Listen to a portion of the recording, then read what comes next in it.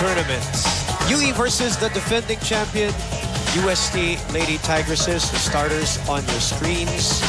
UST sharp start compared to last year where they struggled at the start of the season, then just recovered and then, well, claimed the championship just like that. Now they're looking to defend and defend from the get-go against this UE team that is looking to snap out. An NU loss the last time out.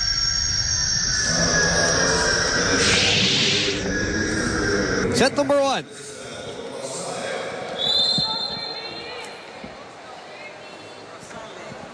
It's now Rosales to serve for UE. Oh, Manatikla with that error on the attack. No snapping of the wrist. Rosales once again on the line for UE. Oh, Rosales with an error, and that's what did them in against NU. Ang ganda ng statistics nila against NU eh. Imagine, won in all departments, but losing the game only through errors. Sayang, sayang. Well, the biggest concern here, obviously, for UE will be the height of UST. They're blocking and their superiority on the net. Now, earlier we weren't able to listen to that interview, but let's check right back in with Joe De Leon for a report from UE. All right, Boom.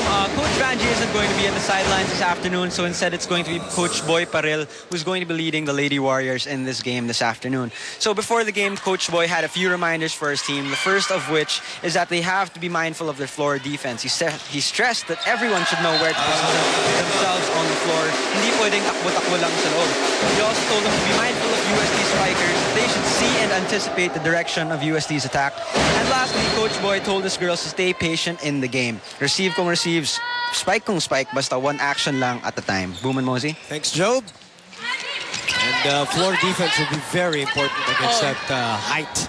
Definitely. So it's simple volleyball for Coach.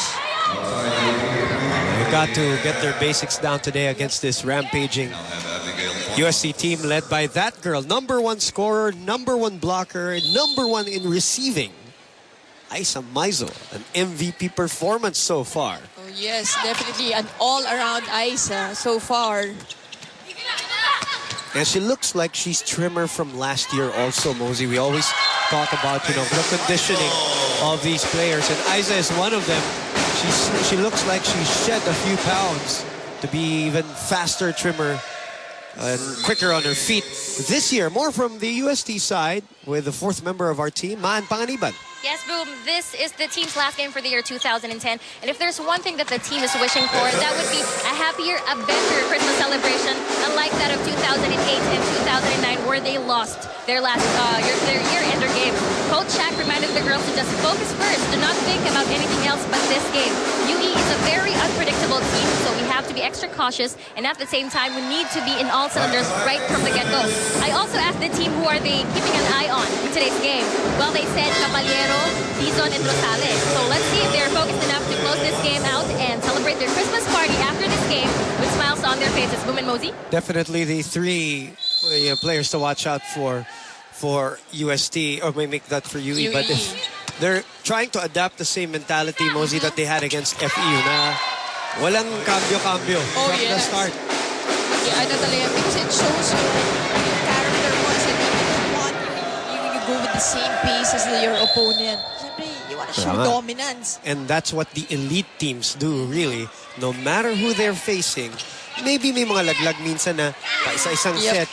But in the case of UST and FU the last time out, they did not show any signs of dropping in terms of performance by set. It's kasi a bad habit. Yes, madadala mo yun. And, again, great save by Rosales. Abot na abot. And that save gave them a point, Mosey. Oh, yes, credit that point to Rosales on that save. Alam mo, Rosales is just a leader for UE. You can see that she take charge kind of player si Rosales. 7, make that 3, serving 7. Yes, Mosey. So, itong UE can be the giant slayers, giant slayer here in the UAAP. Kaya kailangan UST has to be aware of that. Technical timeout for UST. They're in the lead by 5. Resumption of the ball game. We got One. And the sophomore Maru Banatikla on deck, serving for the Lady Tigresses, who are up by 5. Oh, this time UE winning that point off the block. Musot. Single block. And for UE, kailangan yan. Mga cheap points makuha talaga nila, hindi nila masayang, whether it's service. Aiza, just so composed. She looks more terrifying this year than last year. She knows she's on top of the situation. She knows what she's going to do. Siguro 8 out of 10 times her attack will result to a point. Yeah, and I think it's a combination of number one, a high skyrocketing confidence based from a championship last year, and number two, the conditioning looks really excellent. She's always had that skill set. Rosales against 2. Caballero. Oh, smart move there by Caballero, taking it the other way. Timeout, UE Lady Warriors. And UE calls a timeout. Wala tayo sa timing eh. Pati galaw natin, wala sa timing. Sabi siya sa may tagiliran ko, pupunta. Yun mo, dito ka na lang. Well, let's talk to Man Panganiban, actually, who is with Maru Banatikla for that interview. Pagka dumidepensa kayo, huwag kayong papasok sa loob. Hi, Maru. Okay, let's just talk about your game against FEU. Well, aside from Aiza Maizo, we all know that you did a very incredible job of challenging FEU's defense. Okay, at alam natin lahat na second-year player ka pa lang. And everybody wants to know this. Ano yung nasa isip mo before the game and during the game? Yung before ng game ko, una yung pag-focus dun sa game. Tapos, yung sa during the game naman po, kung umiisip ng paraan kung paano makapuntos, kung paano makakatulong, maka-score para makatulong sa team. Okay, so I think it's very effective. Now that you're gonna play UE, this is gonna be your last game for year 2010. Alam natin for the past 2 years, let's just say 2008, natalo tayo ng UP. 2009, natalo tayo ng Ateneo. Paano natin babaguhin, iibahin yung trend ng UST pag year-ending games?